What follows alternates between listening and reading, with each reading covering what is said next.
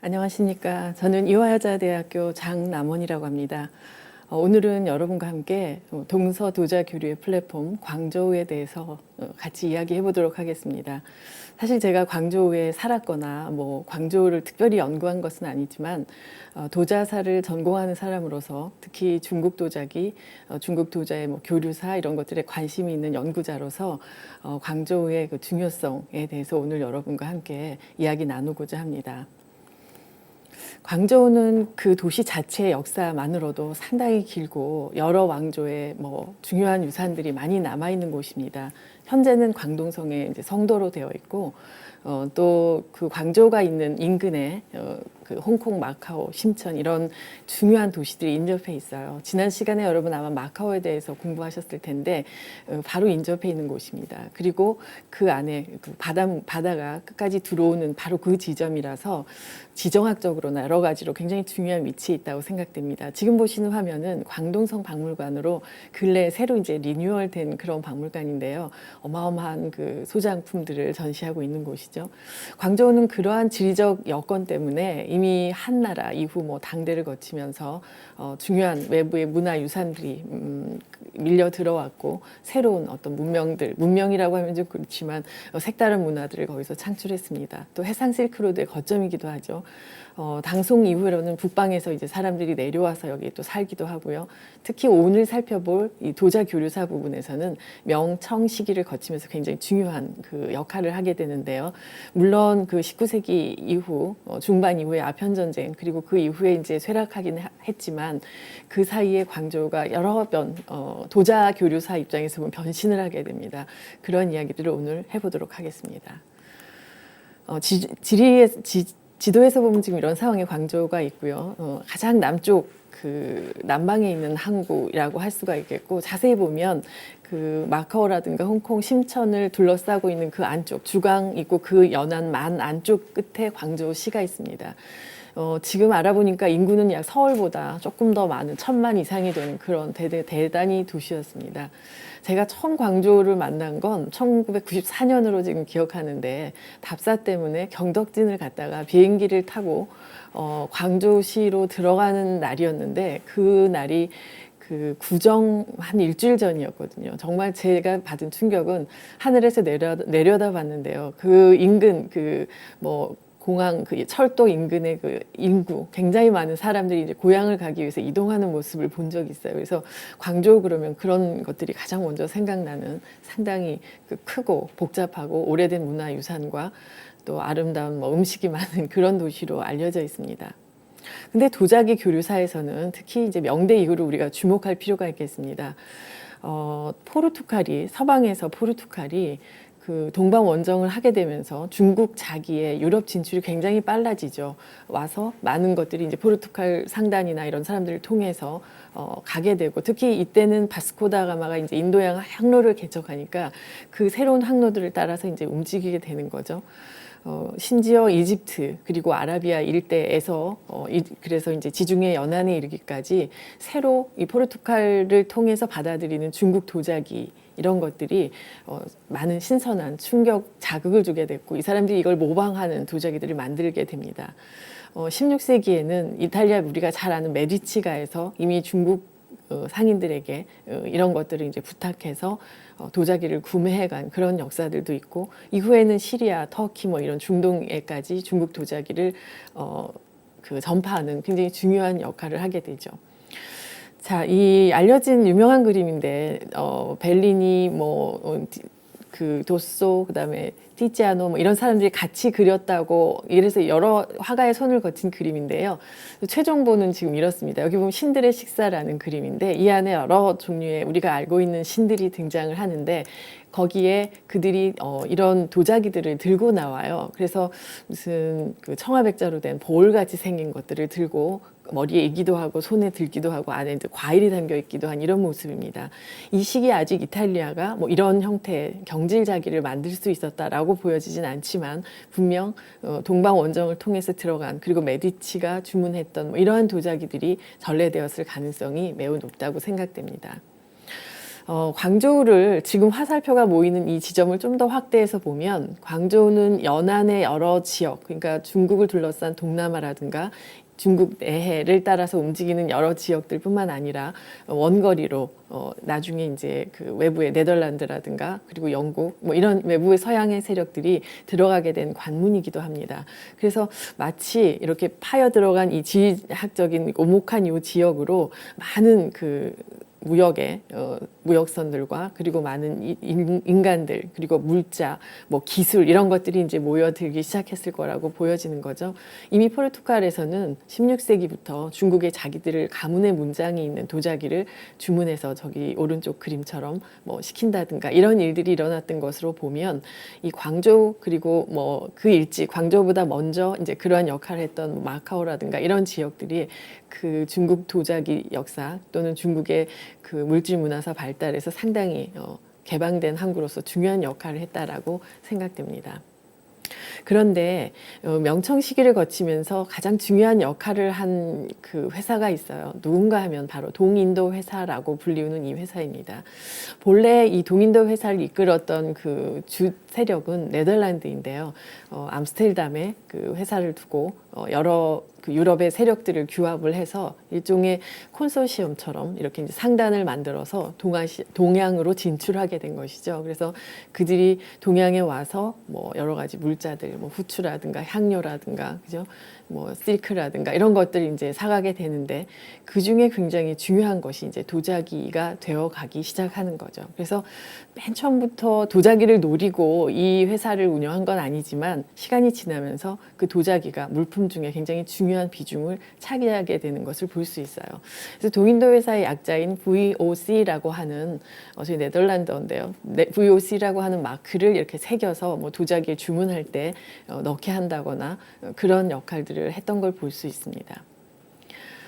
1602년에 이제 이 해는 동인도 회사가 설립되던 그 해예요. 근데 이제 중국에서 역시 화물을 싣고 돌아가던 그 포르투갈 상선 유명하죠. 카탈리나 호를 납포하게 됩니다. 이 동인도 회사는 사실 순순하게 물론 무역을 하는 이런 단체이지만 자기들이 지켜야 하고 뭐 여러 가지 이유 때문에 군사력도 가지고 있고 때로는 약탈도 하고 뭐 이런 역할을 했던 것 같아요. 근데 이때 배안에 명나라 만력 연간에 청아백자가 약 16톤 정도가 들어 있었다고 합니다. 그러니까 점수로 말하면 수십만 점이라고 알려져 있는데 이제 이런 것을 가지고 가잖아요. 그래서 네덜란드에 도착해서 싣고 온 이런 물건들을 내려서 거기서 이제 판매를 하게 됩니다. 그래서 그때 알려진 판매항이 미델비루흐 그리고 우리가 잘 아는 암스테르담 같은 이런 항구였어요. 이 도시들은 전부 다 항만을 끼고 있고 옛날부터 오랫동안 그 무역의 중요한 중심지였는데 여기서 이제 우리가 잘 아는 바로 그런 도자기 판매, 옥션 같은 것이 일어나게 된 거죠. 이때 중요한 그 고객이 누구였는가 하면 프랑스의 앙리 4세 그리고 영국의 제임스 1세 같은 사람이죠. 즉 유럽의 왕실 그리고 그 외에 이런 소식을 들은 돈이 있는 이런 귀족층 같은 사람들이 이걸 이제 너도 나도 앞다투어 사게 된 것입니다.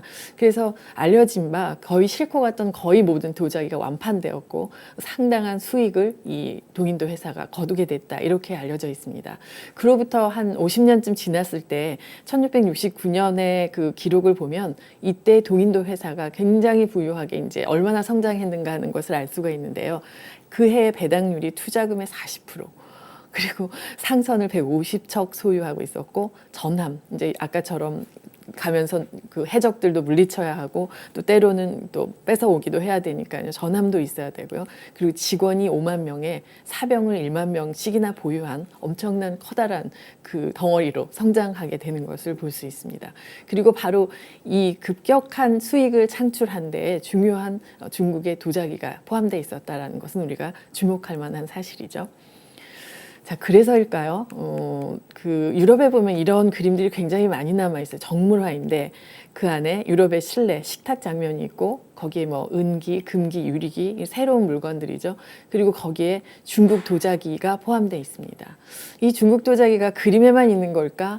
하고 보면 실제로 제가 몇 년 전 빅토리아 앤 엘버트 뮤지엄 전시에서 정말 똑같은 이 도자기를 발견하고 너무 반가워서 사진을 찍었는데요.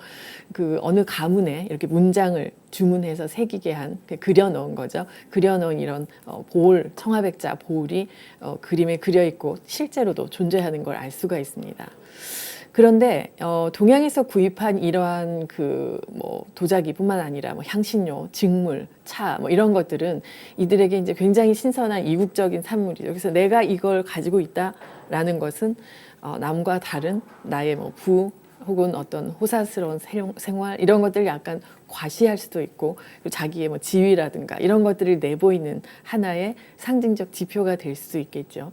특히 이제 그 중국에서 차호를 차그릇 그러니까 지금 보시는 그림의 그 부분을 보시면 차주전자 같은 거죠. 차주전자라든가 뭐 이런 것들을 이제 구입을 하게 되면 이걸 네덜란드에서 재가공을 하게 됩니다. 그래서 중국에서는 도자기가 옮겨가면 거기에 뭐 이렇게 뚜껑이라든가 입구라든가 손잡이 뭐 이런 부분에다가 은이라든가 뭐 주석이라든지 이런 금속을 덧붙여요. 그래서 체인, 뭐 마개 이런 거를 덧가공을 해가지고 약간 부가가치도 높이고 그리고 자기들이 실제 생활에서 실용할 수도 있는 그러한 것들을 이제 새롭게 뭐라 그러나요? 다시 재탄생시키는 거죠. 이렇게 해서 이제 유통을 하다 보니까 그 사회 안에서도 처음에는 왕족이나 귀족 뭐 이런 사람들이 주로 썼겠지만 살 수 있는 사람들 이런 사람들이 점점점 이걸 열망했겠죠.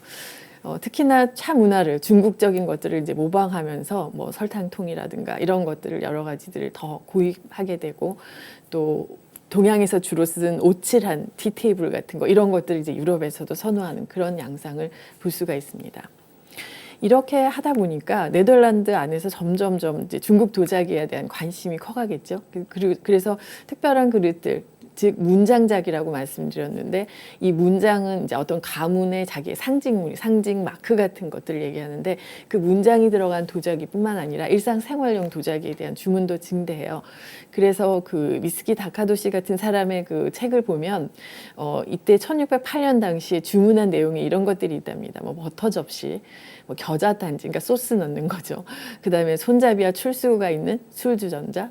그 다음에 밑에 보시면 가능하다면 술주자 500개, 또 가능하다면 소금 접시. 이 말은 뭐냐면 구할 수 있으면 네, 나 이거 정말 주문하고 싶은데 어려움만 말고 정말 구할 수 있다면 이걸 좀 구해주세요 라는 주문을 동인도 회사에 이제 넣는 를 통해서 이제 중국에 가게 되는 거죠. 그래서 한결같이 이들의 많은 다양한 그 그림들 속에 보면 중요한 대목에서 이렇게 파란 색깔 그죠 문양이 있는 이런 도자기들이 등장하는 것을 볼 수가 있습니다. 자, 이런 도자기를 우리가 뭐라고 하는가 하면 크락자기 혹은 크락양식 청화백자, 뭐 혹은 크락 도자기, 뭐 이런 식으로 불러요. 물론 이런 크락자기는 청화백자에만 있는 건 아니에요. 가끔은 컬러가 좀 입혀진 나중에 체외자기들로도 크락 양식이 등장하는데 이 크락이란 말은 뭐냐면 범선이란 뜻입니다. 그러니까 동인도 회사의 거대한 범선들이 다녀올 때, 중국을 다녀올 때 그 배에 실려 있었던 바로 그 도자기라는 뜻에서 크락 양식 자기라고 불렀던 건데 마침 조형적으로 그것이 청화백자였고 그리고 여러분 보시면 특징이 있어요. 구연무라든가 내면에 이렇게 구획을 지어서 그 구획 안에 서로 다른 꽃이라든가 뭐 과일, 식물문 같은 것들을 집어넣습니다. 그래서 유럽의 많은 그 화가들이 그리는 이런 정물화 속에 항상 빠짐없이 크락 양식 자기들을 그려놓고 있는 걸 볼 수가 있어요. 이걸 정리해보면 대략 이제 이렇게 시간이 흐름에 따라서 도자기의 세부 디테일이 조금씩 달라지지만 공통점은 바로 주변을 이렇게 잘라서 문양 그 구획을 나눈다는 거고요. 때로는 지금 도자기 안에 아예 동인도 회사의 마크를 넣게 해서 주문을 하는 경우도 있습니다. 자, 이게 바로 이제 크락선이라고 하는 거예요. 그래서 거대한 이런 범선에 이런 도자기가 많이 실려 있었고 그게 당시 얼마나 사회적으로 사람들에게 영향력이 컸으면 사람들의 주문이 급증하고 훗날 우리가 이것을 크락작이다라고 이제 부르게까지 된 것이죠.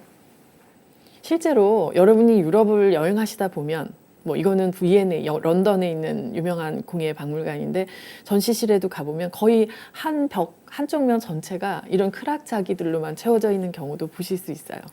처음에는 몰랐을 때는 이 청아백자를 좋아하는구나, 이게 뭐지 정도였는데 자세히 보시면 차이는 있지만 굉장히 비슷한 꽃처럼 벌어지고 그 안에 구획이 돼 있어서 여러 가지 문양들을 집어넣는, 구체적으로 이제 그런 형식을 띠고 있더라는 거죠. 하지만 크락선에 이렇게 생긴 도자기만 실렸던 건 아니겠죠. 좀 더 다른 문양이 있는, 그죠? 여러 종류의 뭐 꽃병을 비롯해서 뭐 생활 용기 외에 특수한 용기들도 함께 실려 있었을 거라고 추정됩니다.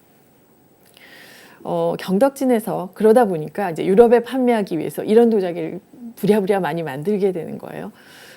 뿐만 아니라 이걸 보게 된 유럽의 영국이라든가 또는 그 중간에서 이제 이런 도자기들을 접했던 뭐 이러한 중동 지역에서까지도 굉장히 유사한 스타일의 도자기들을 생산하게 됩니다.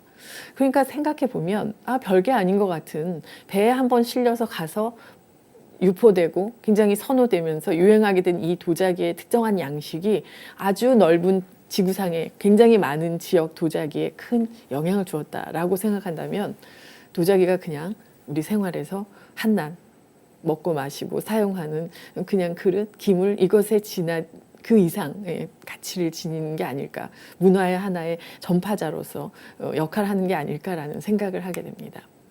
그런데 명이 망하고 이제 청나라가 들어오게 되면서 해안, 중국의 남방 해안 지역 이런 데서 이제 반란 세력들도 일어나고 이렇게 하다 보니까 중국 정부는 해금령을 내리게 되죠. 그러니까 유럽의 입장에서 보면 우리가 이 도자기들을 지금 와서 사갖고 가야 되는데 우리가 도자기를 거래하던 항구로 진입하는 것들이 지금 어렵게 되는 거예요. 그래서 그 잠깐 시간 동안 유럽 세력들은 어느 항구로 대신 들어가냐면 일본 지역으로 들어가요. 데지마라는 곳으로 들어가서 일본의 아리따에서 생산한 이제 도자기들을 이마리 항구를 통해서 가지고 가는 시간이 있습니다. 아마 다음 주쯤에 여러분 그 이야기를 들으시게 될 텐데, 그런 시간 동안 어떻게 했어요? 중국은 상당히 침체돼 있을 수밖에 없고, 특히 수출 도자기 부분에서 크락 양식 도자기에서도 약간은 그러한 이제 타격을 받았겠죠. 하지만 1673년경 강희제 해상 금지령이 해제되고 특히나 이제 내부적으로 우선 강남, 절강, 복건, 광동 이 연안에 있는 내국인들 중에서 500석 이상을 실을 수 있는 상선을 움직일 수 있다면 무역을 해도 좋다. 인근의 바다에서 이제 그러한 그 허가가 나게 되죠. 그러니까 시간이 지나면서 이제 외국 상선들도 지정된 항구에서는 무역이 가능한 상황으로 바뀌게 되고요.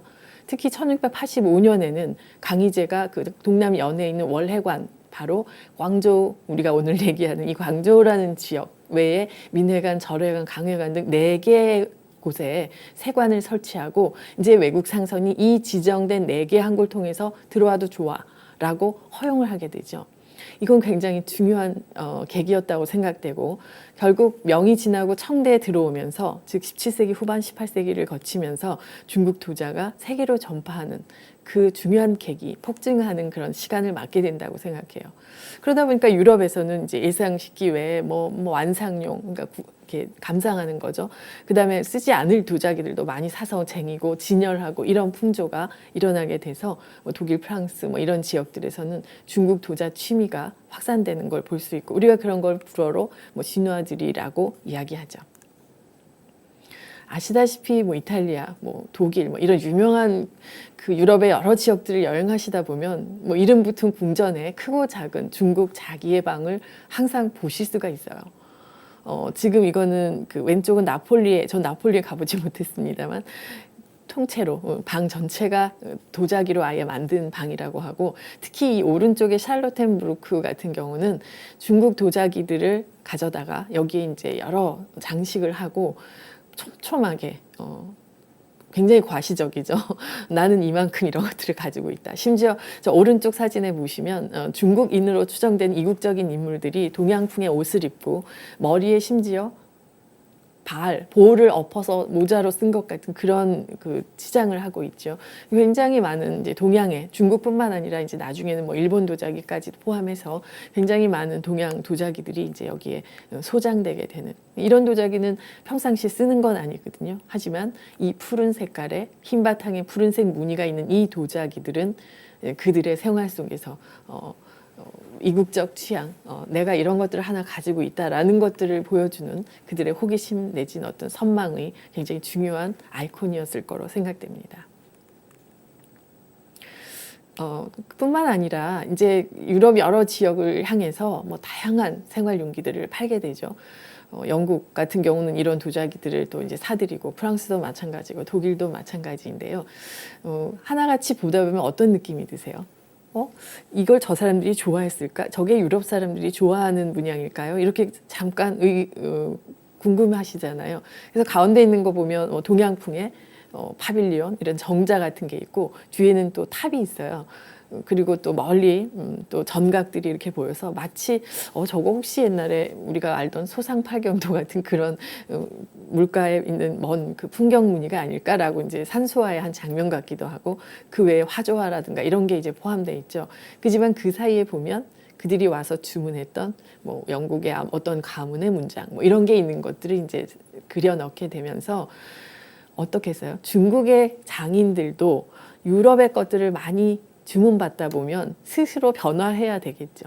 그래서 사실은 그들도 동양의 영향을 받지만 중국 자체도 유럽이 원하는 어떤 취향이나 이런 것들을 이제 생각하게 되는 거죠. 그래서 이 광저우라든가 이런 중요한 항구들이 열려지면서 도자 무역들이 이루어지면서 사실은 이 중국 도자기의 시장, 도자기의 역사에서 동서가 가장 활발하게 교류하는 그런 시기를 맞게 되는 것이죠.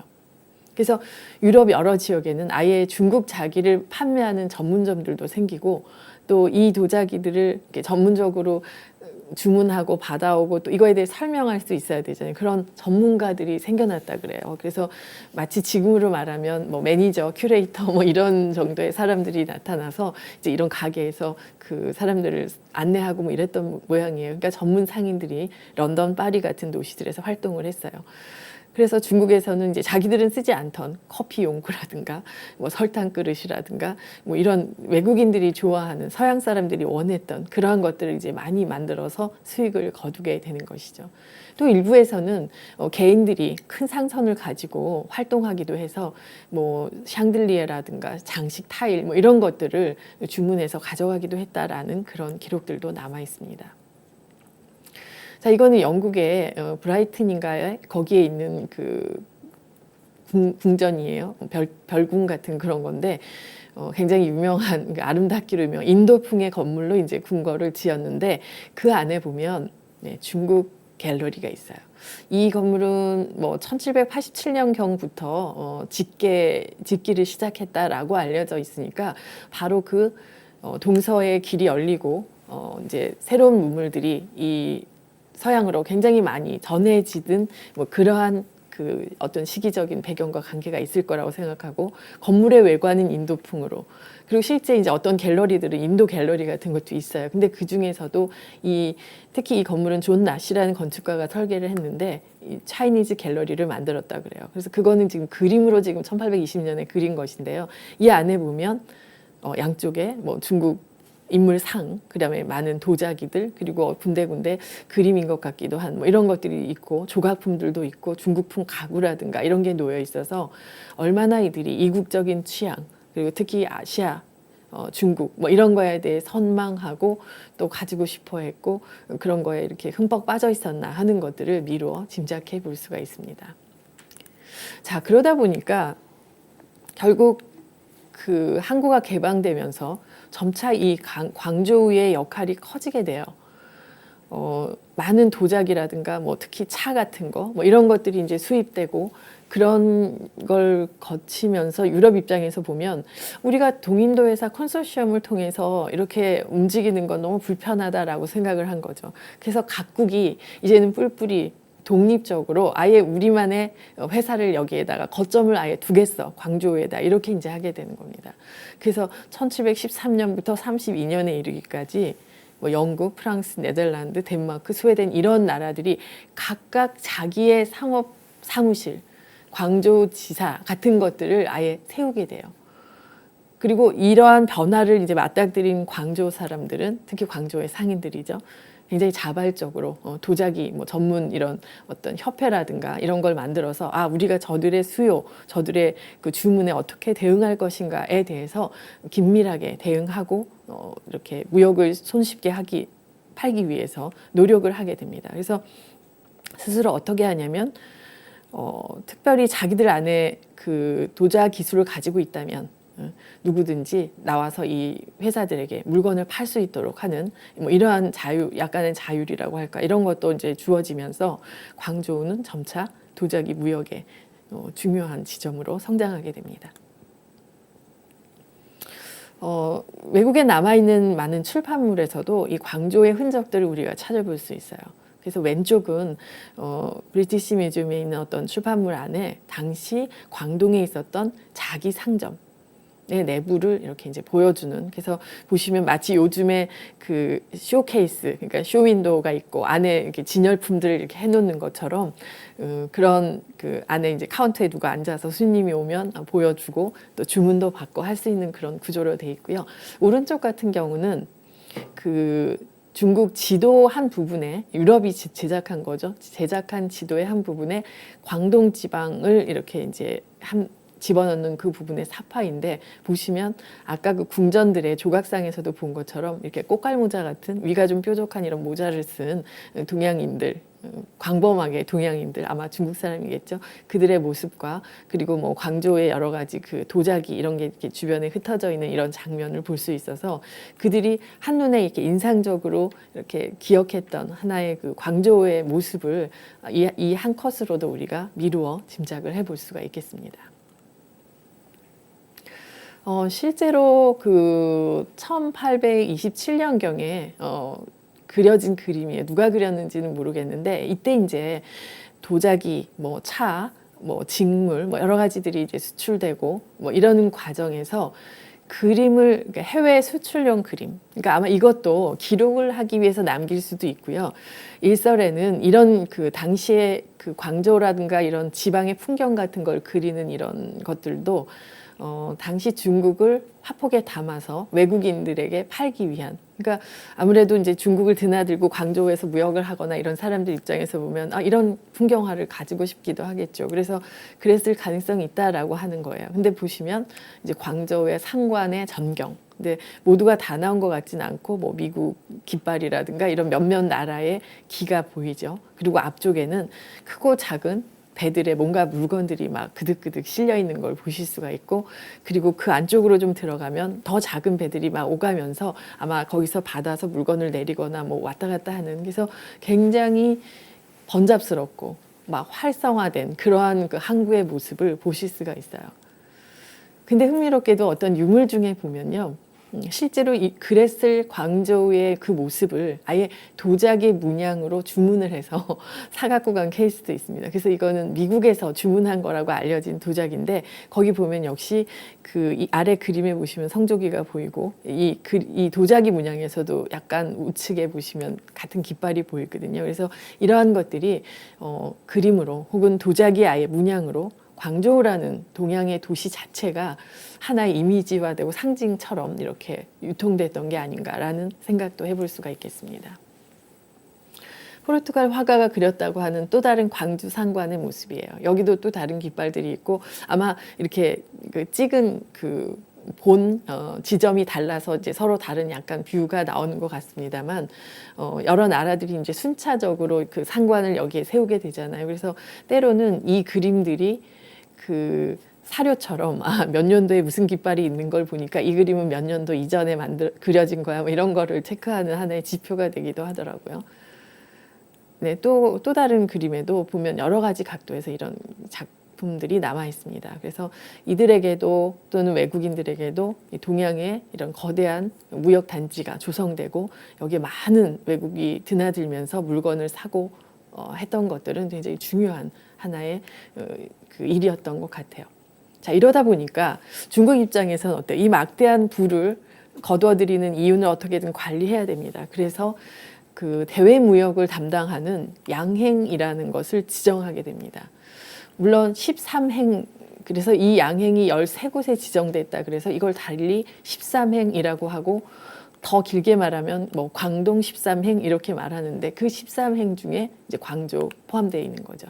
그래서 외국의 상인들이 뭐 중국의 차, 비단, 뭐 도자기 이런 것들을 이제 가지고 갈 때, 혹은 자기네가 중국에 팔고 싶은 물건이 있어서 가지고 들어올 때는 반드시 이 13행에 이제 13개의 그 양행들이 있는데 거기를 거쳐서 뭔가 이 과정을 거쳐야만 들어오고 나갈 수가 있는 거예요.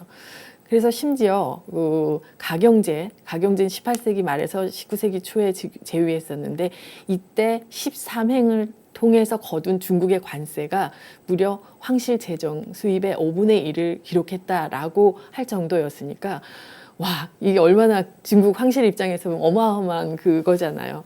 그런데 중국 속담에 이런 말이 있어요. 황제는 멀리 있고 산은 높다. 이게 무슨 말인가 하면 이거 황실 재정의 5분의 1을 13행이 이제 지정받아서 관할을 하긴 하지만 여기서 얼마가 새 나가는지 황제가 일일이 체크할 수 없다는 말이겠죠. 그래서 이 지역의 13행으로 있던 이 사람들 자체의 수익, 그들의 그 부가 어마어마하게 늘어났을 거로 보고요. 특히 이 지역을 이제 옛날 이름으로 월이라고 해서 월상이라고, 광주의 상인들을 월상이라고도 하는데 이 광동 상인들의 뭐 진상, 휘상은 이제 안휘 강서 이쪽이고요. 이들에 이어서 중국 3대 상방에 이제 오른다 이렇게 할 만큼 거부가 되어가는 상황입니다.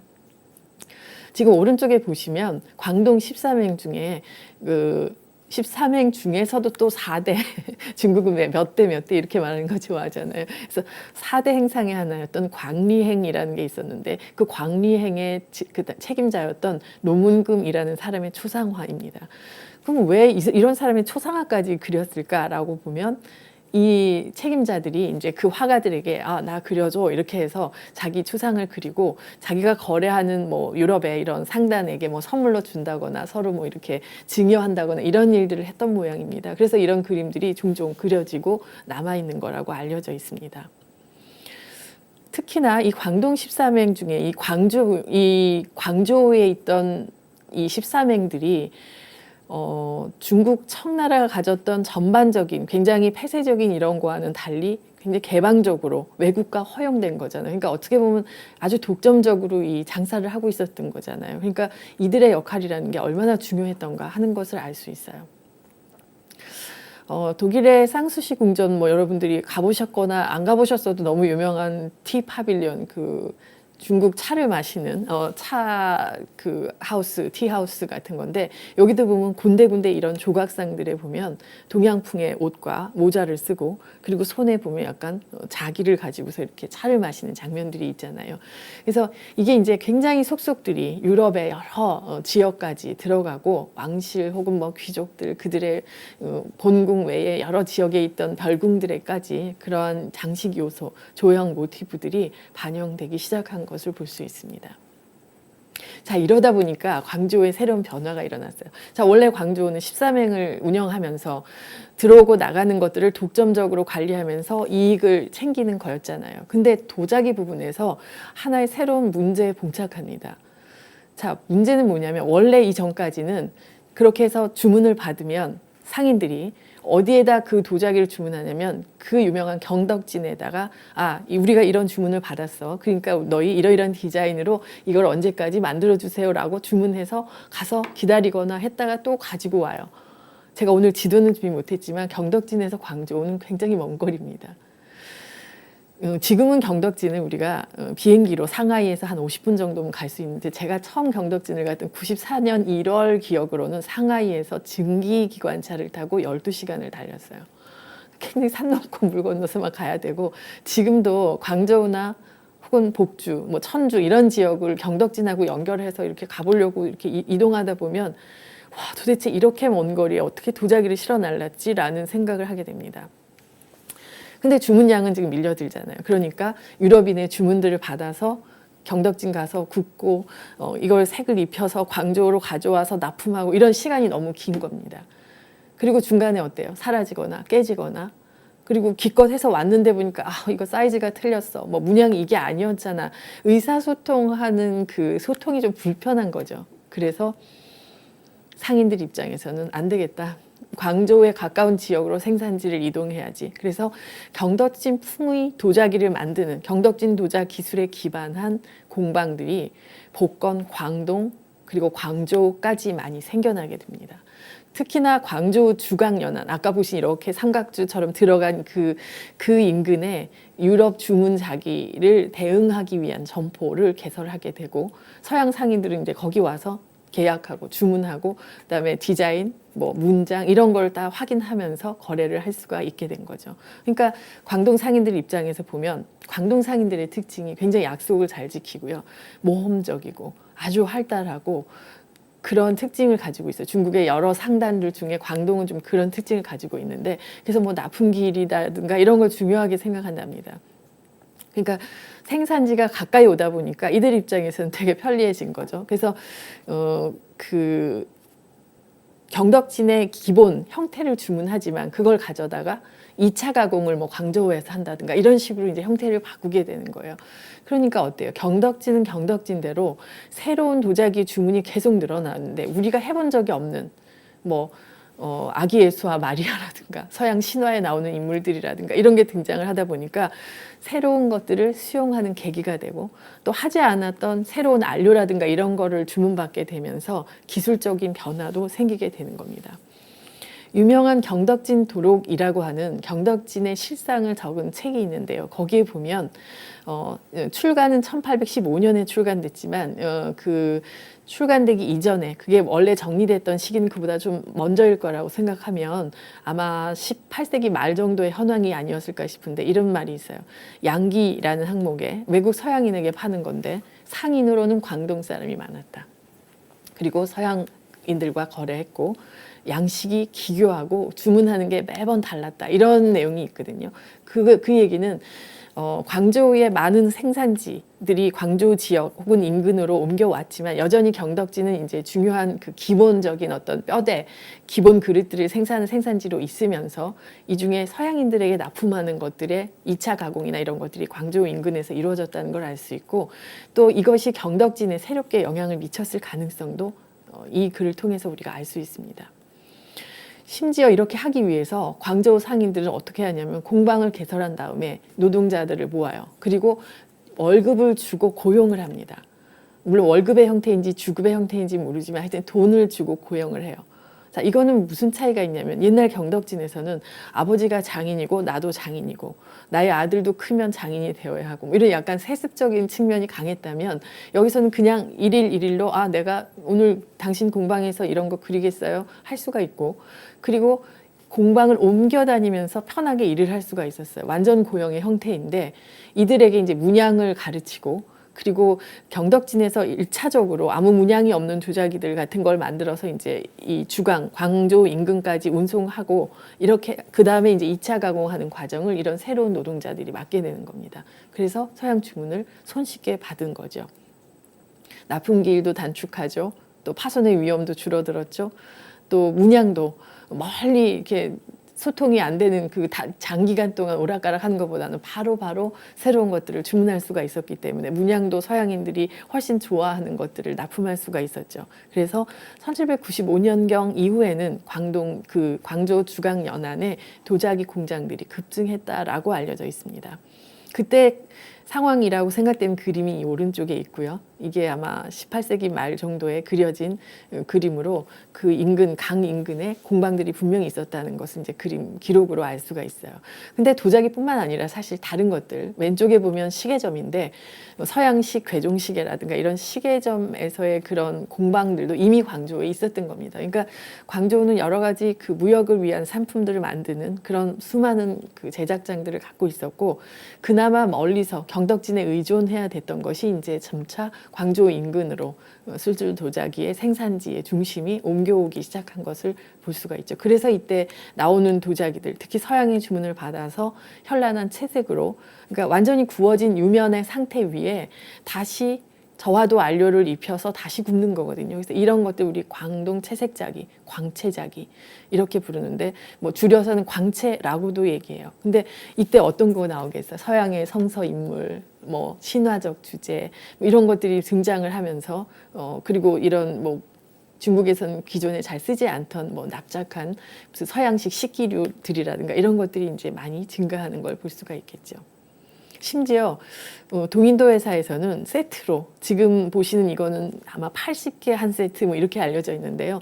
세트로 주문을 하는데 어때요? 내용을 보면 청아백자이면서 안에 그 중국의 건물, 문양들이 이렇게 그려 있는데 그 문양과 거기 등장하는 인물, 건물 이런 것들이 뭐냐면 오랫동안 중국에서 애호되었던 서상기의 주제, 그 옛날 소설 이야기죠. 남녀의 뭐 사랑 이야기 이런 주제의 그림들을 그린. 그러니까 서양인들은 내용을 잘 몰라요. 이 동양풍의 건물이 있고 또 복식을 입은 동양인들이 등장하는, 그리고 자기들이 잘 주목하지 않았던 매화, 대나 뭐 이런 게 등장하는 그림을 그려 있는 새로운 도자기, 이걸 주문하게 되고 가장 이국적이고 동양적이다라고 아마 생각했기 때문에 이런 도자기들을 선호한 게 아니었을까 싶어요. 근데 시간이 지나면서 뿐만 아니라 이런 것들을 주문하게 됩니다. 왼쪽은 뭐 영국의 뭐 로스 백작 가문의 그 문장이고 오른쪽은 네덜란드 은행가의 집안에 문장을 넣은 거예요. 그래서 문장을 넣어서 아예 이건 우리 도자기야. 그러니까 이 도자기가 딴 집으로 가면 쓸모가 없겠죠. 그 자기 집안만의 완전히 그 요즘은 뭐라 그럴까요? 커스텀. 예. 그 주문 딱 그 소비자 맞춤형 주문을 하는 이제 이런 도자기들을 광조가 일일이 다 받아내면서 거기 구미에 다 맞춰주게 되는 거죠. 그러면 얼마나 이 사가는 사람 입장에서는 얼마나 좋겠어요. 커스텀 주문이 많아지면 생산자가 골치 아프긴 하지만 그게 할 수만 있다면 사가는 사람 입장에서 얼마를 주고라도 내 가문의 문장이 있는 내가 원하는 디자인들을 가져갈 수가 있으니까 굉장히 유리한 고지를 이 광저우가 도자기 무역 시장에서 점하고 있었다, 이렇게 볼 수가 있겠습니다. 제가 최근에 읽었던 책 중에 그 루이 세바스티앙 멜시에라는 사람이 쓴 파리의 풍경이라는 책의 한 대목이에요. 이 식기 부분에 이런 대목이 있더라고요. 부르주아들은 편편한 식기를 좋아한다. 뭐 여러 가지 뭐 기름병, 받침, 스프 그릇 이런 걸 이제 그 도자기로 쓰다가 그가 마침내 편평한 그릇을 갖게 된 날, 사람들 찾아다니면서 나 이런 그릇 구했으니까 같이 우리 밥 먹자라고 이제 친구들에게 알립니다. 그리고 그것을 갖게 된 날 그는 부르주아 계층에서 벗어난다. 자, 부르주아라는 건 신흥 상업 뭐 이런 공업에서 부를 축적한 새로운 세력들이잖아요. 근데 그들도 마음속에는 이런 그릇이나 이런 것들을 구비하면서 마치 왕족이나 전통 귀족들이 연회나 식사에서 그러했던 것처럼 그러한 장면을 연출하고 싶었던 모양입니다. 이거는 18세기에 작가가 쓴 거니까 거짓말은 아닐 거라고 생각한다면, 그러면서 밑에 뭐라 그러냐면 가문의 문장을 새겨넣는 즐거움을 맛보려고 돈을 아끼지 않는다. 그래서 이거 봐, 이거 우리 도자기야. 자, 우리 문장이 있지. 나 이걸 구한 사람이야. 나 이런 사람이라고 라고 사람들에게 보이고 싶었던 게 아닐까 싶어요. 그래서일까요? 광동성 박물관에도 보면 여러 가지 이런 서양을 대응했던 그릇들이 아직도 남아있는데 왼쪽은 아마 서양식 찜 요리 같아요. 그래서 구멍이 뚫려 있는 우리 지금 찜통에 받침 같은 게 이렇게 있고 아래로는 국물이 빠지겠죠. 그래서 그런 요리를 이렇게 얹혀 놓거나, 오른쪽 같으면 이제 과일 바구니예요. 그래서 아까 정물화에서도 그 안에 뭐 포도라든가 이런 과일 담는 용기로 그 도자기들을 많이 쓰는 걸 보셨는데, 이건 또 미국의 로이터 그룹에서 주문했다라고 하는 그런 명문이 이제 남아있는 그런 그릇입니다. 1769년에 한 미국 여행자가 쓴 걸 보면 광주에 이런 관한 공장 참관 기록이 남아있는데요. 기다란 작업실에 200명이 앉아있는데 도안을 그리고 장식하느라고 매우 분주했다. 노인부터 어린아이까지. 그리고 이런 유사한 공장은 광저우에만 100여 개가 있다더라. 그리고 광저우에는 2만 명이 손으로 그림 그리는 일을 한다네요 라고 쓰고 있는 거죠. 그래서 이게 이제 그냥 여행자의 기록이기 때문에 뭐 사료로서 얼마나 가치를 가지는지 모르지만 이건 분명히 도자기의 생산지, 2차 가공지로서 광주가 얼마나 부상하게 되었는가 하는 것들을 보여주는 겁니다. 그래서 과거 경덕진 그 장인과 좀 달리 장적에 기재된 진짜 장인들로서 이제 활동하게 되고 선택하고 움직여갈 수, 다른 공방을 옮겨갈 수 있는, 그래서 그런 자유가 있다 보니까 광주 상인들 입장에서는 훌륭한 인력들을 뺏기지 않고 유용하게 그 지역 내에서 활용할 수 있는 그런 이점이 있었던 거죠. 노동 집약적 생산, 그리고 원활한 이런 환경 안에서 단가를 낮추면서 좋은 도자기를 만들어낼 수가 있었던 거죠. 1830년경에 그 태국하고 이쪽 동남아를 여행한 그런 사행기에 보면은 서양인 가정에 대한 얘기가 나오는데 거기에 거친 도자기는 태국산을 쓰고 그리고 고급 자기들은 대부분 중국 것에서 나온 것이다라는 이런 기록이 남아 있어서 그 상황들을 우리가 미루어 짐작을 해볼 수 있습니다. 자, 도자기만 있었을까요? 도자기 외에도 다양한 것들이 많이 있어요. 광동 지역에는 도자기 외에 자수가 또 유명했습니다. 그래서 지금 보시는 것처럼 아주 깨끗한 흰 바탕 위에 그림을 그리고 도안을 그리죠. 그 위에 이제 비단실로 자수를 놓게 되는데요. 광수라고 합니다. 근데 이 광수의 특징이 뭔가 하면 평면이 아니라 만일에 지금 공작이면 공작이 깃털을 펴잖아요. 그럼 그 깃털의 한 올 한 올을 이렇게 겹쳐서 이렇게 술을 놔서 입체적으로 마치 실제 막 새의 그 깃털이 살아있는 것처럼 보이게 하는, 그러니까 굉장히 실감나게 뛰어난 그런 자수 기술을 가졌다는 거죠. 그래서 이런 것들을 이제 해서 지금 보시는 것 같은 이런 그 병풍 같은 거에 치장을 한다거나 이런 일들을 이제 했는데, 광저우 안에서 혹은 광동성 혹은 중국 내에서도 이런 것들이 고가로 팔려 다니지만 유럽으로 넘어가서 유럽의 왕실이라든가 뭐 이런 집안의 신뢰를 치장하는 그런 용도로도 많이 활용됐던 것 같습니다. 실제로 이거는 완전히 수출을 위한 자수라고 알려진 일종의 숄 같은 거예요. 그래서 가장자리 보면 우리가 요즘도 뭐 스카프 같은 거 끝에 이렇게 숄 달려 있는 걸 볼 수 있는데, 그런 그 서양인들의 이제 주문을 받아서 하게 되는 이런 자수 같은 것들도 많이 생산했던 걸로 알 수 있습니다. 네. 그리고 이제 특히나 이런 검은 바탕에 금색 실이나 현란한 색깔로 이제 자수를 놓게 되는, 혹은 왼쪽처럼 아주 동양풍의 이국적인 이런 풍경화들을 수를 놓게 되는, 그러니까 동양에서는 굉장히 익숙한 아주 오래된 그 주제들이지만 이것들을 이런 새로운 컬러 매치나 이런 걸 통해서 유럽으로 수출하게 되다 보니까 그들 특히 제가 뭐 파리나 이런 데 여행하면서 보면 심심치 않게 검은 바탕에 이런 자수가 있는 병풍이나 아니면 검은 바탕에 칠기로 된 뭐 이런 병풍이나 이런 걸 많이 볼 수 있거든요. 그래서 서양인들이 이때 이 중국이 했던 것 같은 되게 비슷한 유사한 그런 조형들을 되게 선호하면서 수용하기 시작했던 게 아닌가 싶습니다. 여러분들 아마 이런 부채 똑같진 않지만 비슷한 거를 가지셨던 기억이 있으실지도 몰라요. 저도 어렸을 때 어머니가 여름에 이렇게 조각조각, 그래서 이거를 뭐라 그러냐면 그 절선이라 그래요. 한 조각 한 조각이 떨어져 있고 이걸 실로 꿰가지고 이렇게 펴는 건데, 어디 뭐 여행이나 이런 데 갔다 오면 누군가가 대만이나 이런 데서 향나무 냄새가 나는 저런 절선들을 선물했던 기억이 있어요. 저도 한번 산 기억도 있고요. 이때 당시에 바로 이런 절선들을 오칠을 해서 거기에 또 금채나 이런 걸 해가지고 서양으로 수출했습니다. 그러니까 그들이 봤을 때 굉장히 화려하고 그들에게 없는, 이건 서양 사람들에게도 없었지만 특히 이런 절선의 형태는 동양에서는 원래 이런 부채를 쓰지 않았거든요. 이렇게 이어져 있지, 이렇게 끊어져 있는 걸 쓰지 않잖아요. 그래서 오히려 이렇게 해서 현재까지 절선들이 남아있는 걸 보면 이 당시 광저우나 이런 항구들을 통해서 서양의 주문을 받아서 오히려 중국 공예에 영향을 준 그런 케이스가 아닌가 이런 생각도 들고요. 오른쪽 같은 경우는 이제 반지꼬리, 바느질 도구들을 담아놓는 함인데 그것도 어마어마하게 화려해서 뭐 왕실게 아닌데도 불구하고 용 그림이 있다거나, 그리고 중국의 아주 전통적인 문양들로 가득 찬 이런 것들을 제작을 해서 자기들도 썼겠지만 특히나 외국에 비싸게 수출하는 그런 물품으로 굉장히 주력했던 것으로 생각됩니다. 자, 광동이 뭐가 또 유명하냐면 광조라 그래서 조각이 유명해요.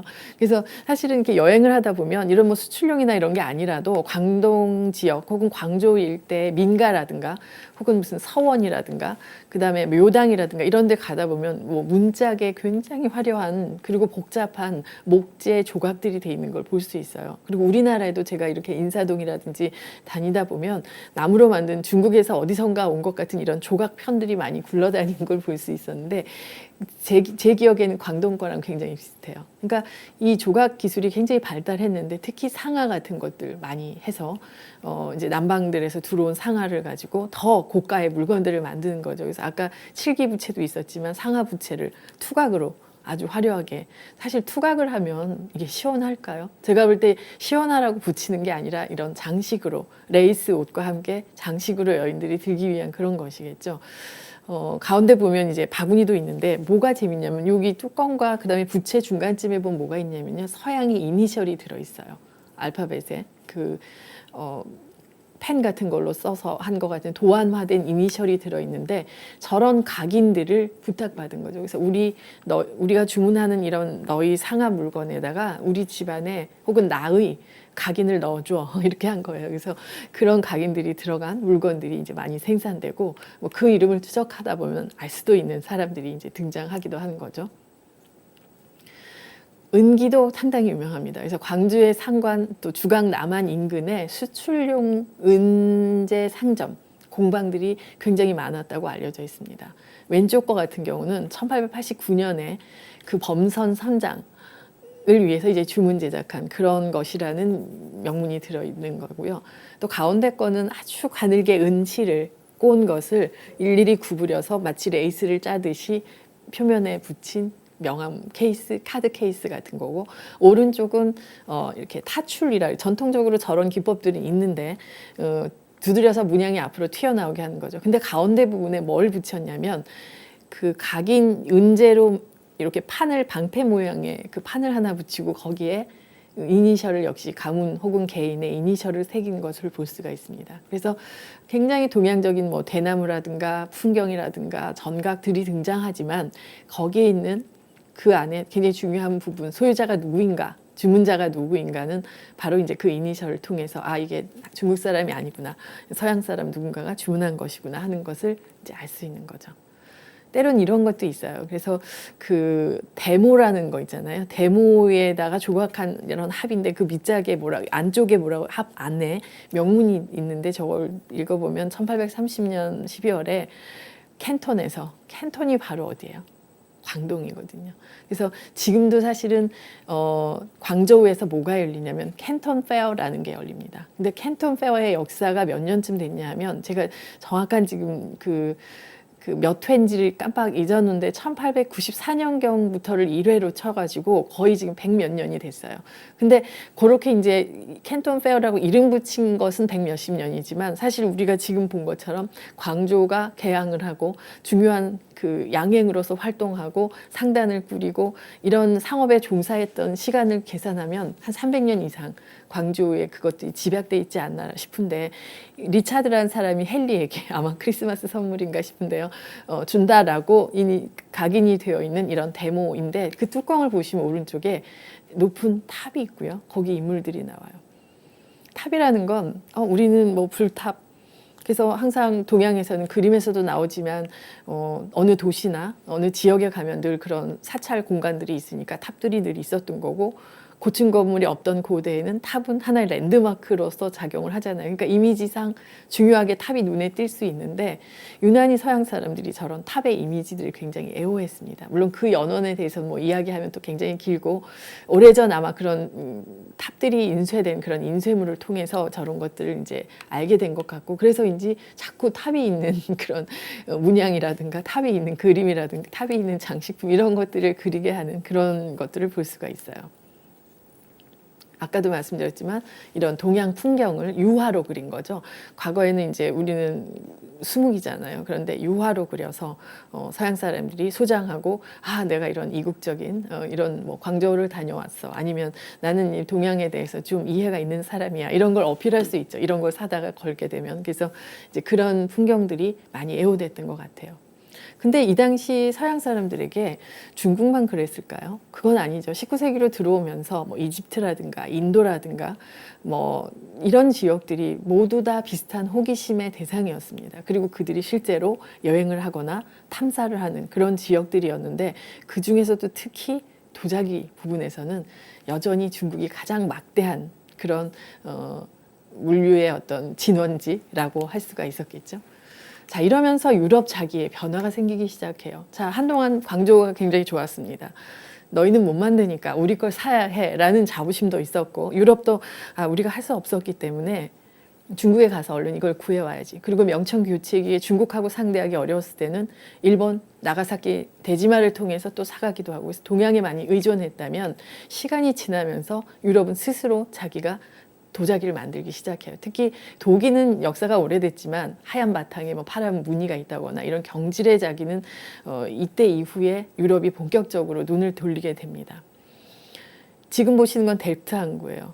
여기서 이제 청아백자들을 생산해서 항구에 선적해서 바로 그 유럽 일대로 네덜란드뿐만 아니라 유럽 다른 지역에까지 비교적 저렴한 가격으로 유통하는 이런 일들이 일어나게 된 거죠.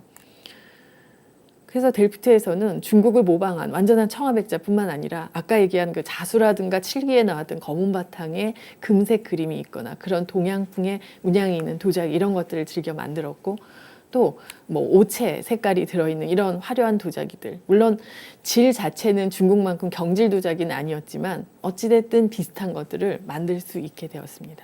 사실 혹시 최근에 암스테르담 공항을 가보신 분이 있으실지 모르겠는데 공항에서 탁 내려서 카트를 끌고 카트가 아니 카트 찾기도 전에 트랩을 내려서 그 통로를 지나가는 순간부터 델프트 자기가 등장하기 시작해 어마어마하게 옆으로 이렇게 쭉 보입니다.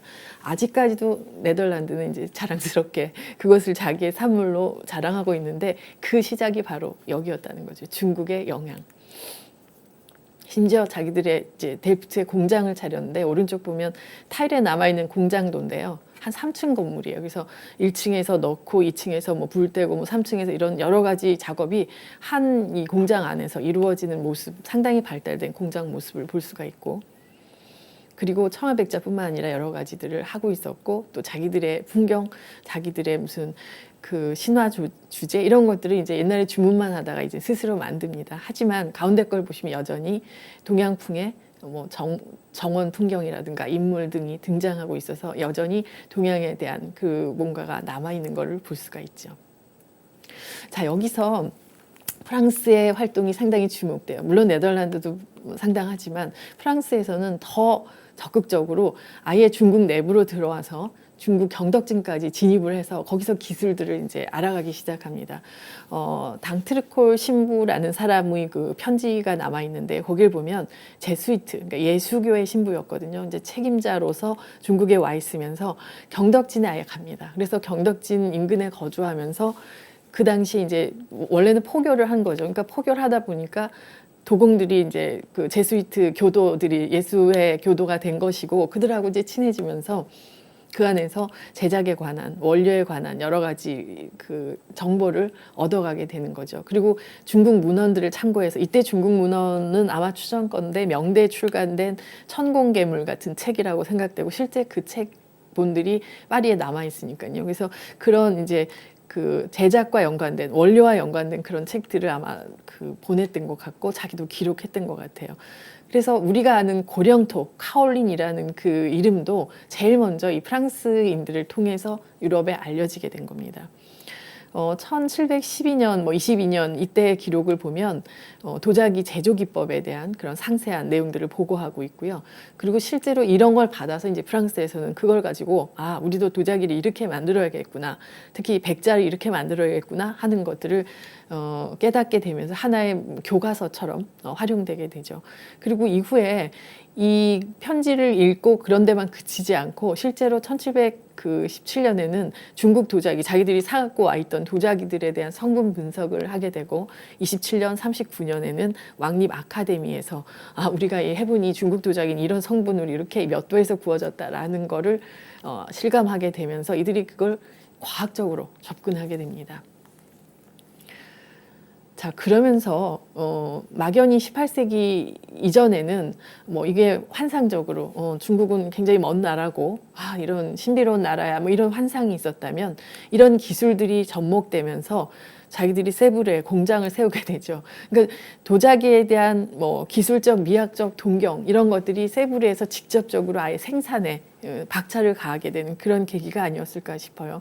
하지만 처음에는 여전히 중국풍의 문양이라든가 이런 걸 하게 되죠. 그래서 오른쪽 위에 보시면 검은 바탕에 자, 이때 아까도 우리가 자수, 칠기 다 본 것처럼 검은 바탕, 도자기 검은 바탕에 금체 같은 걸로 중국의 뭐 풍경 이런 것들을 이제 그려놓은 도자기를 생산하게 돼요. 그래서 워낙 프랑스 안에서도 그렇게 시누아들이라 그래서 중국 취미가 커지다 보니까 세부리 입장에서는 이걸 만들어서 자기들도 그런 취향을 조금 충족시키고 팔기도 하고 뭐 이러려고 생각을 하지 않았나 싶어요. 그래서 특히나 이런 동양적인 것들을 하나의 장식 예술품으로 특화시키는 이런 일을 하게 됩니다. 그리고 특히 리모주 근처에서, 리모주는 지금도 이제 도자기 생산지로 유명한데요. 리모주 근처에서는 고령토 광맥을 아예 발견하게 되는 것을 볼 수 있습니다. 그리고 세브르가 이제 중국 이미지 도자기들을 위에처럼 만들게 되고, 오른쪽 아래 장면을 보시면 그냥 물레 성형만 한 게 아니라 지금 석고 성형실이거든요. 그래서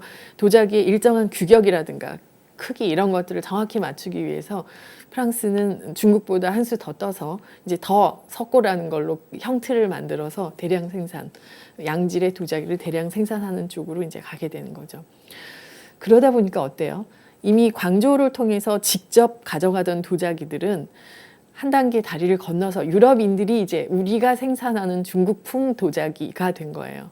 물론 그렇다고 완전히 끊긴 건 아니지만 그런 도자기들의 비중이 이제 커지게 되니까 중국 이미지가 유럽에 재해석된, 그래서 무슨 과일도 과일인지 꽃인지 알 수 없고 그런 새로운 문양들, 이름을 알 수 없는, 존재를 알 수 없는 특이한 디자인들로 많이 변형되기도 합니다.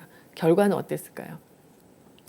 결국은 서서히 이제 중국 도자기의 유럽 수출은 감소할 수밖에 없겠죠. 하지만 여전히 광저우를 중심으로 한 그 도자기 시장은 그래도 명맥을 유지하면서 어떤 관계를 유지하고 있었던 것으로 보입니다. 자, 이거는 프랑스가 직접 제작한 백자, 비슷한 백자와 비슷한 것들인데 질이 물러서 사실은 과학적으로 백자라고 하기는 어렵지만, 오른쪽에 그 수출하던, 이거는 이제 광저우가 아니라 천주 쪽에서 생산돼서 들어온 복건성 계통의 그 덕화요 작인데요. 저런 거를 이제 원래는 보살상인데 가운데 보시면 아기 예수와 마리아로 둔갑을 하죠. 그리고 왼쪽에 보면 이제 비슷하게 파란 무늬를 또 집어넣기도 하고요. 또 마이센도 그 베트거라는 사람을 종용해서 2년 만인가 이제 새롭게 경질자기에 완성하게 되고, 그럴 때 그 왼쪽에 보시면 덕화요의 영향을 받는 것 같습니다. 그러니까 광저우뿐만 아니라 사실은 광동을 통해서 나가는 수출용 자기들 안에는 경덕진 도자기뿐만 아니라 덕화요라든가 당시에 굉장히 제작에 상당한 수준을 가졌던 그런 지역 도자기들이 많이 포함되어 있었던 것으로 추정해 볼 수가 있겠고, 이런 것이 이제 골고루 여러 지역에 유럽에 영향을 주게 되고요. 심지어 일본에 지금 보시면 뭐 이거는 각기에몽이라는 가문에서 만든 건데, 첼시라든가 마이센이라든가 델프트가 거의 비슷한 색감으로 그리고 유사한 기형의 그런 디자인들을 채용한, 이거는 오체작이라고 할 수가 있고 체외작이, 그러니까 표면에, 그러니까 유약까지 다 입혀 구운 표면 위에, 그럴 때 이제 저기 청색은 청화기 때문에 청화로만 문양을 그려서 입혀서 구운 다음에요.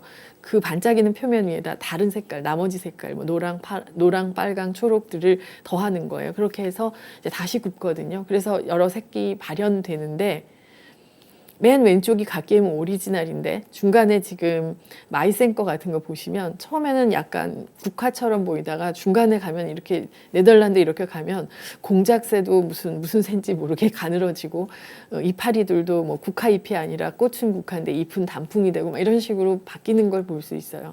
지금 우리가 여러분들이 선호하시는 유럽 자기들을 자세히 보면 이미 이 시기에 이렇게 왜곡된 동양의 이미지, 그들이 잘못 해석한 디자인들, 이런 게 이제 아예 고착돼서 새로운 유럽 도자기인 것처럼 우리한테 비춰지고 있는 것도 상당히 적지 않다고 생각됩니다.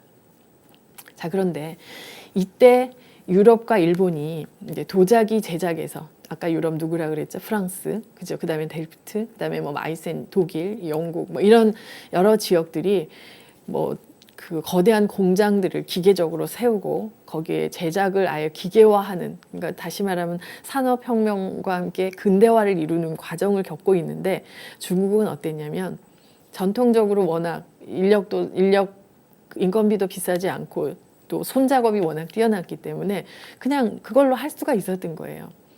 그러니까 우리가 가만히 지금 와서 생각해보면 우리가 어떤 일을 굉장히 잘한다, 우리는 장애가 없어, 뭐 이런 거 하는데 문제가 없어라는 그 현실은 때로는 걸림돌이 되죠. 왜냐하면 새로운 걸로 나아가게 되는 어떤 계기 내지는 욕구가 안 생기는 거예요. 우리는 이걸로 충분히 지금 감당하고 있는데, 근데 저쪽에서는 지금 보시는 것처럼 어때? 영국의 민튼 지역이나 뭐 이런 데는 대규모 공장을 세우고 안 되겠어. 왜냐하면 저들은 먼 거리로 하면서 도자기 실어 나르느니 우리가 우리 지역에서 우리 노동력을 가지고 우리가 발명한 기계를 가지고 그리고 우리가 찾아낸 새로운 흙으로 도자기를 만들겠다 이렇게 되는 거거든요. 근데 그 상황에서 중국은 이제 근대화된 기업 체계 이런 거에 아직 적응을 못했고 또 전쟁과 뭐 사회 불안 뭐 이런 것들이 국지적으로 계속 일어나면서 이 산업을 새로운 근대 산업으로 급격하게 끌어올리지를 못한 그런 점이 있습니다. 왼쪽 아래 보시면 미구회람실기라는 책을 제가 잠깐 소개했는데 이 책은 일본의 메이지 정부가 그 메이지 유신을 하자마자 그해 가을인가에 그 중요한 그러니까 메이지 정부의 주요 인사들을 몽땅 이끌고 유럽과 미국 순방을 나가게 되거든요. 미국을 거쳐서 유럽을 돌아서 중국 연안으로 해서 들어오게 돼요. 배를 타고. 근데 그 약 3년에 걸친 여행 원래 1년 반 하려고 그랬는데 여행이 아마 3년 정도로 길어졌거든요. 근데 그걸 하면서 세세하게 쓴 기록에 보면 이 영국 민튼에 가서 뭐라 그러냐면 수차를 이용해서 백토를 분쇄하고 그러니까 고령터 분쇄부터 완전히 기계식으로 이제 바뀌었고 증기를 사용해서 배합을 하고 또 기계화된 이런 여러 가지 설비를 쓰고 있다는 것을 이 민튼뿐만 아니라 세부르에 가서도 알고 독일에 가서도 보고 여러 지역에서 본 것들을 다 기록하고 있어요. 즉 곳곳에 도요지 굴뚝에서 검은 연기가 피어오르는 게 보였다. 물론 경덕진 굴뚝에서도 연기가 피어올랐고 광저우에도 수백의 공장이 있었지만 이들처럼 산업화된 상태는 아니었다는 거죠. 자, 그러면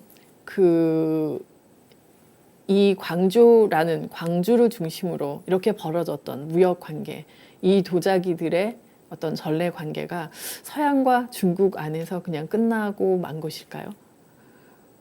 그런가라고 생각하다가 이 도자기들의 잠깐 눈이 갔어요. 왜냐하면 얼마 전에 여러분 그 황실 식기 전시를 아마 고궁박물관에서 보신 적도 있을 텐데 거기 보면 이런 도자기들이 사실은 사용됐었거든요. 대한제국 황실에서 왼쪽 그다음에 이 가운데 있는 거 왼쪽에 디테일이고 오른쪽에 보시면 뭐 탕즈포라 그래서 서양 말로는 튜린이라고 하는 서양식 양식기의 일종입니다. 그래서 뭐 스프 같은 거 안에 같은 것들을 이렇게 넣어서 이제 큰 서양식 상차림 할 때 그 안에 이렇게 등장을 하는 그런 그릇이라고 볼 수가 있겠습니다. 근데 이러한 그릇들이 전통적인 중국이나 혹은 조선의 그런 형태가 아니라 약간은 이미 그러니까 회화풍이라든가 이런 거는 좀 중국스럽지만 용기의 형태라든가 이런 건 서양 그릇이거든요. 그러면 대한제국은 도대체 왜 저런 것들을 어디서 사왔을까? 이거에 이제 관심이 갈 수밖에 없겠죠. 근데 살펴보니까 대한제국은 저 당시에 굉장히 많은 서양의 외교관들이나 뭐 이런 중요한 연례 행사들을 치르기 위해서 뭐 이런 외국으로부터 많은 양의 양식기들을 구매할 수밖에 없었어요. 그래서 뭐 때로는 고종이 참가하기도 하고 하지 않더라도 크고 작은 오찬, 만찬, 뭐 다과회 이런 게 수도 없이 열리면서 할 수 없이 원치 않든 원하든 주방에 서양의 그 전례관을 음식 담당으로 배치하고 뭐 우리가 아는 에티엔 손탁이라든가 뭐 그 엠마 크레벨 같은 사람들을 이렇게 이제 유치해서 그들이 서양 요리를 만들고 주관하게 하거든요. 그러다 보면 이제 이런 그릇들이 필요하겠죠. 근데 그러면 서양 그릇을 그냥 갖다 쓰면 되는데 왜 여기에 중국풍으로 된 서양 그릇이 서양 식기가 포함되어 있을까? 이게 상당히 이제 궁금할 수밖에 없잖아요. 또 하나 궁금했던 건 이런 도자기가 있었던 거예요. 왼쪽에 이 항아리요. 이거는 사실 우리가 중국 도사사 책에서도 제가 한 번도 본 적이 없었고 그리고 어디에 뭐 도록에도 잘 나오지 않아요. 그러니까 그만큼 뭐 대수롭지 않게 역사에서 취급되었던 도자기인데 저게 왜 고궁박물관의 황실 사용품들 중에 포함되어 있었을까 되게 궁금했습니다. 그래서 우리 뭐 제자 친구들하고 좀 찾아보니까 가운데 광동성에 비슷한 문양이 있는 게 있고 또 다른 데 저런 게 있고 얼마 전에 저도 어디선가 비슷한 작은 이런 문양이 있는 볼 하나 사게 됐는데 이게 뭐냐면 배추무늬예요. 왜 뜬금없이 도자기에 배추무늬가 들어있고 중간중간에 곤충이라든가 꽃들이 이렇게 들어있거든요. 많은 도자기 중에 많은 문양 중에 그리고 과거에 없던 뭐 저런 게 왜 필요할까라고 생각해 보면 이것들이 사용되는 그리고 이것들이 유행했을 것 같은 이 시기에 서양에서는 아르누보라 그래서 이런 식물문의 변형 같은 것들이 굉장히 유행을 하는 걸 볼 수가 있어요. 그래서 이제 막연히 궁금해하다가 이것들이 어디서 생산된 것일까 추궁을 해보니 광동 지역 생산품이라는 거죠. 그러면 이게 이제 서양에 있는가 하고 보면 서양에는 이런 그릇들이 있는 거예요. 그러니까 다시 말하면 서양과 중국이 광저우를 중심으로 해서 무역하는 중간에 계속 오가던 물건인데, 특히 절로 나갔던 물건들인데 왜 저게 이렇게 해서 조선으로 들어왔을까? 라는 이제 궁금증을 가지게 된 것이죠. 아마 이런, 아까도 말씀드렸지만 이런 일들이 굉장히 많이 일어나니까, 자, 이거는 그 어떤 그 무관이 이제 주최했던, 우리나라 무관이 주최했던 그 오찬 행사였는데, 이게 샤이엘 롱이라고 하는 그 기자가 아마 취재해서 이걸 사진으로 찍었던 것 같아요. 그걸 다시 이제 일러스트로 바꾼 거고, 보시면 갓을 쓴 조선 사람들과 사이사이에 뭐 중국인들로 보이는 사람, 뭐 일본 사람 같은 사람, 뭐 서양인이 섞여 있고, 보시면 판판한 접시가 있고요. 누구는 포크와 나이프로, 누구는 젓가락을 쓰면서 가운데 센터피스로 서양식 그 화병이 이렇게 놓여 있는, 그 참 맞지 않는 좀 이상한 장면이죠. 그래서 사람들도 좀 어색하고, 그리고 여기 놓여 있는 그릇들도 이게 뭔가 동서양이 막 섞여 있는 것 같은, 좀 어떻게 보면 좋게 말하면 퓨전 스타일이고 뭐 그런 걸 볼 수 있어요. 그러니까 이런 굉장히 조선도 번잡한, 대한제국기로 넘어가면서 번잡한 이 상황 속에서 어쩔 수 없이 서양의 그 무엇인가를 받아들여야 되는데, 자, 그러면 어떤 경로를 통해서 이것들이 들어왔을까 하는 그런 궁금증을 이제 가질 수밖에 없는 것이죠.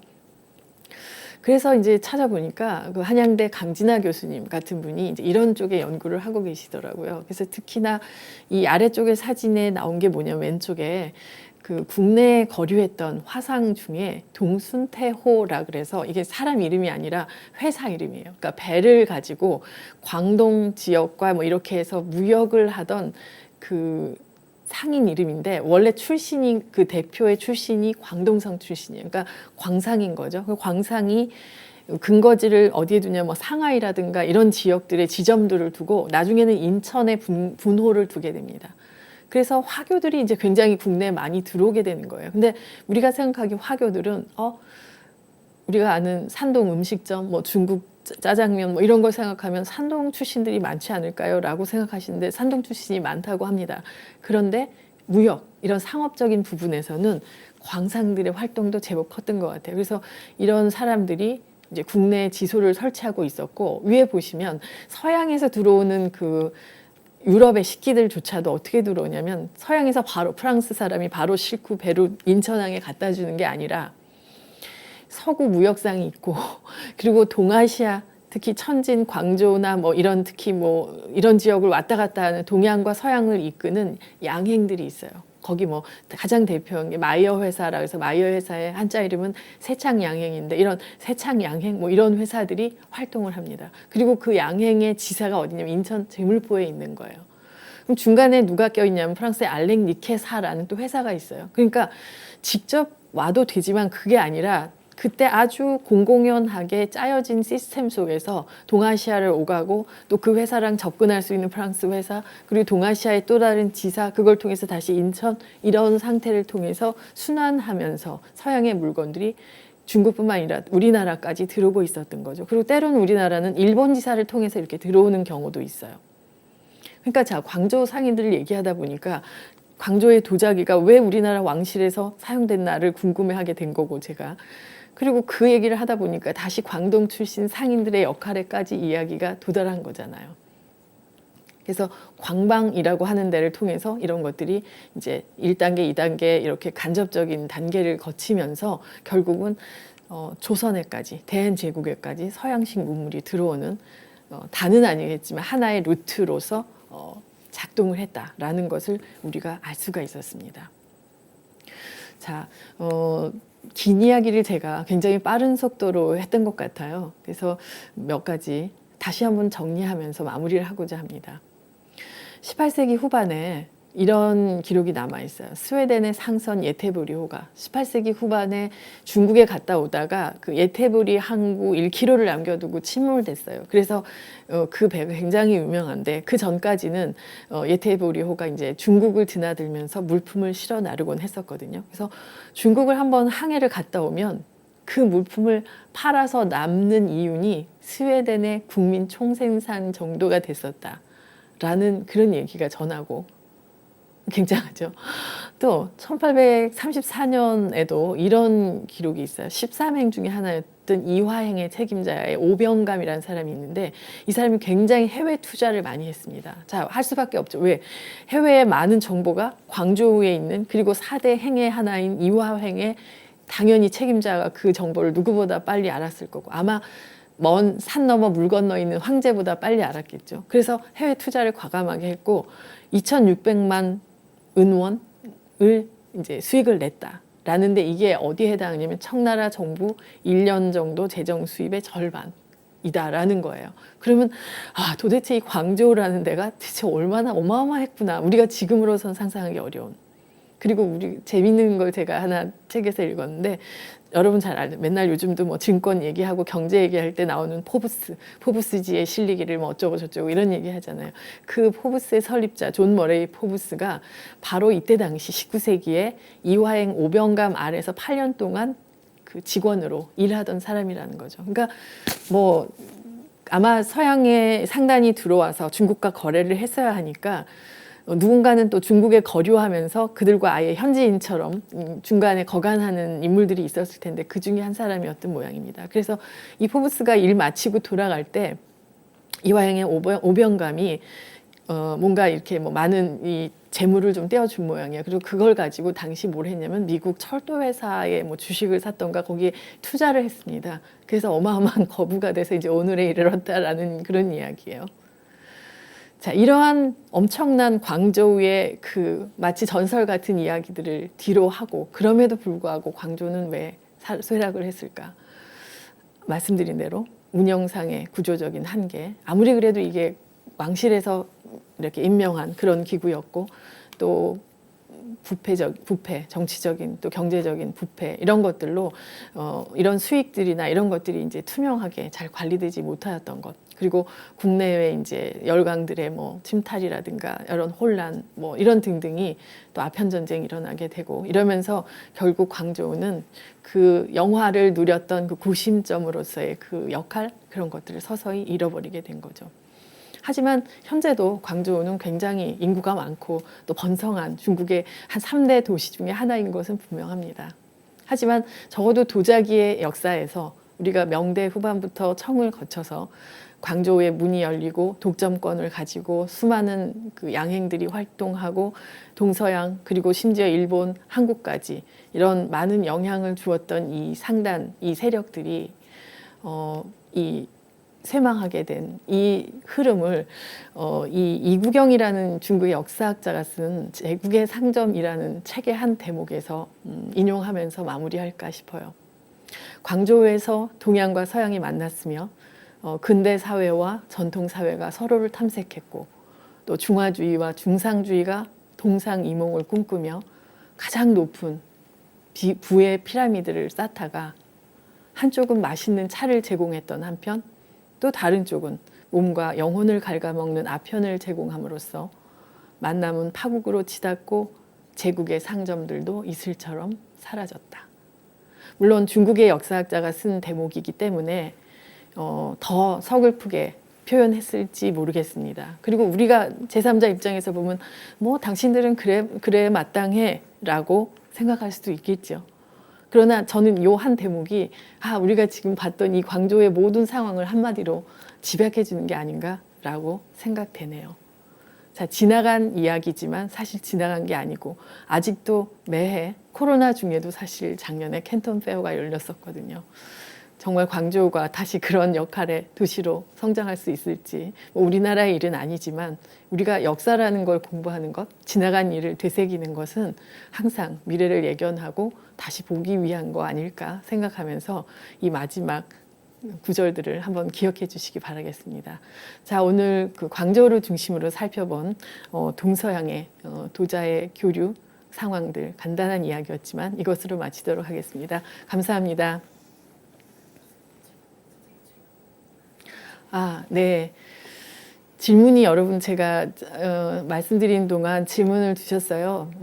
광저우에 집산되는 중국 도자기의 생산지를 알고 싶습니다. 네, 잠깐 말씀드렸지만 우선 먼저는 경덕진 산이 가장 많았을 걸로 보입니다. 경덕진에서 이제 처음에 그러니까 광저우에서 주문을 받아서 경덕진까지 들어가서 직접 거기서 이렇게 만들어주세요 해서 이제 가지고 온 그런 도자기들이 주를 이루었기 때문에 경덕진이 가장 많고요. 아마 끝까지 그랬을 수 있습니다만 나중에 말씀드린 대로 이제 광저우 주변으로 남방 지역, 광저우, 광동성 이쪽 남방 지역으로 유사한 것들을 만드는 청아백자 생산지라든가 이런 것들이 생기고 또 2차 가공을 하는 그 주문 공방들이 광저우 시내까지 들어서게 되면서 이제 조금 더 다양한 다단계의 이런 작업 현황을 보이지 않았을까라는 그런 생각을 갖게 되고요. 그 외에 아까 말씀드린 대로 복건성의 덕화라는 곳이 굉장히 약진을 하게 됩니다.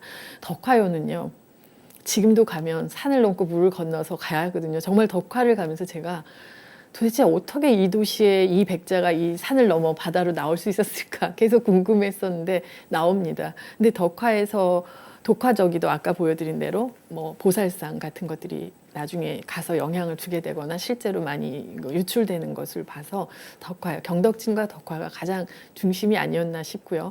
그것을 모방한 이제 뭐 광채작이라든가 이런 것들을 포함한다면 경덕진, 그러니까 강서, 복건, 뭐 광동 이런 도자기들이 주가 아니었을까 생각됩니다. 우리나라도 광동 13행을 통해 구매한 광채가 있을까요? 있다면 주문 제작이었을지 또 기존 상품을 구매했을지 우리 도자기의 가격은 어땠을지 궁금합니다. 아주 되게 심도 있는 질문을 해주셨습니다만 이제 이거는 조금 연구를 해봐야 돼요. 지금 우리나라에 들어와 있는 중국의 청대작이라든가 이런 거에 그 색다른 요소들은 연구하시는 분들이 계시고 연구가 있거든요. 보면 직접 왔을 것 같기도 하고 뭐 이런 여러 가지 그 상상을 할 수가 있는데 그 지금까지 연구는 주로 어떤 조형적인 측면 그리고 만일에 이제 주로 왕실의 무덤에서 뭐 부장품으로 나왔다 그러면 이 인물이 어떻게 해서 이게 들어왔을까 등등인데 그럴 경우에 이런 사례는 있습니다.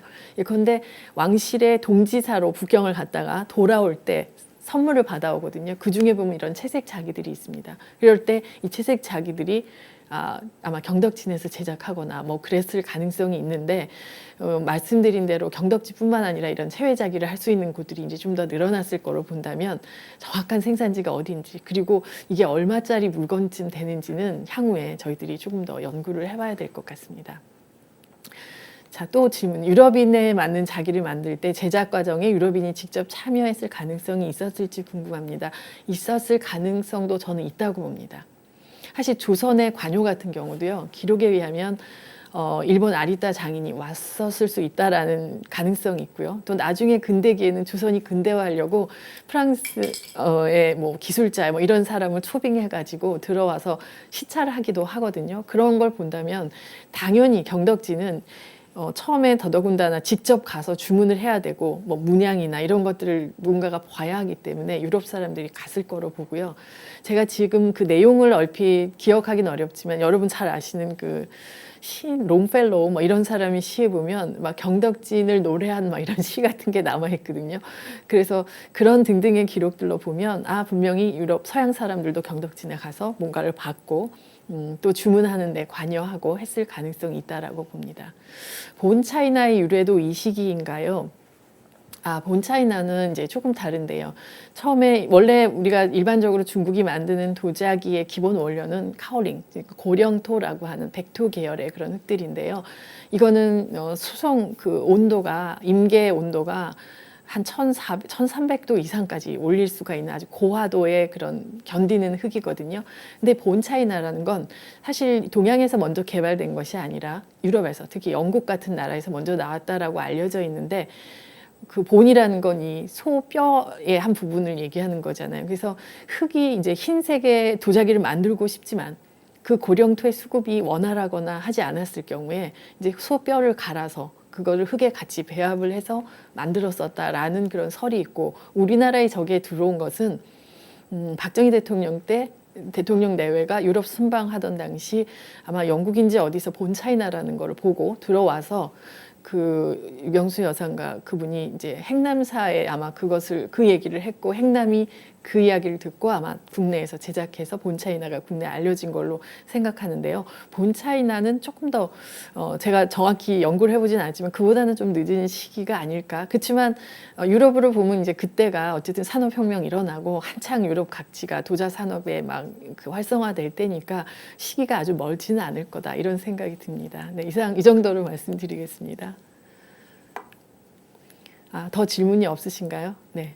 네, 그러면 오늘 이 시간 동안 여러분 함께 해주셔서 감사하고요. 향후에도 중국 도자기, 또 동서 도자의 교류, 그리고 이게 도자기 그 물건뿐만 아니라 그걸 둘러싸고 있는 여러 환경, 그것들을 가능케 했던 도시, 그렇죠? 그랬던 제도, 뭐 사람들, 기술, 모든 것에 관심을 가져주시길 부탁드리겠습니다. 이상으로 마치겠습니다. 고맙습니다.